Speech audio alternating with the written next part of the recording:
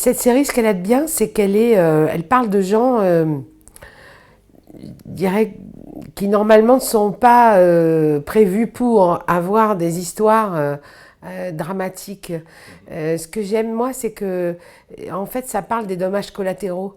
C'est-à-dire c'est-à-dire qu'on parle toujours du coupable ou de l'événement, mais on ne sait jamais tous les problèmes que ça pose dans l'entourage de ceux qui sont sous les feux des projecteurs. Derrière vous!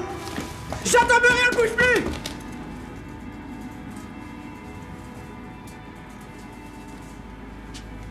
Le personnage de Nathalie, c'est une femme gendarme,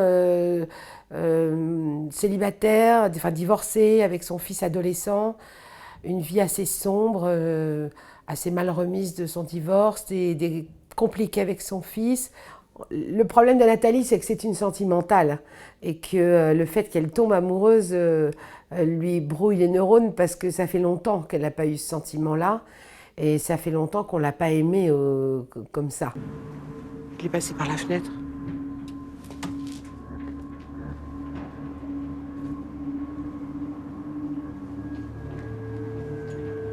Oui, peut-être que j'aurais été une amoureuse comme Nathalie. J'aurais peut-être effectivement franchi des frontières pas très légales. Michel Bernier. J'ai besoin de vos lumières pour établir le taux d'invalidité de la victime. Première rencontre. Ah, mais j'en ai pas la moindre idée. Peut-être qu'il faudrait que vous preniez l'avis d'un expert médical. C'est bien pour ça que je fais appel à vous. Non, mais il y a méprise.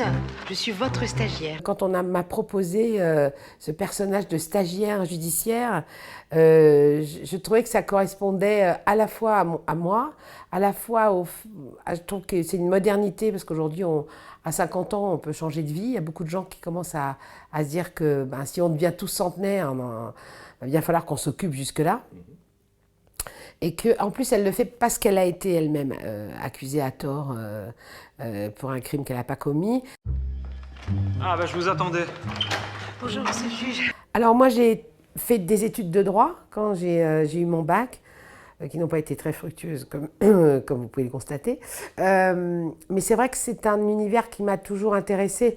Et moi, je suis pas du tout, j'ai pas de graines de voyou en moi. J'ai jamais eu à me confronter heureusement à ce genre de choses. Je suis allée quelques fois au tribunal, mais soit j'accompagnais mon père, le professeur Choron, qui était à un millième procès, mais voilà, j'ai jamais été vraiment confrontée à ça, heureusement pour moi d'ailleurs.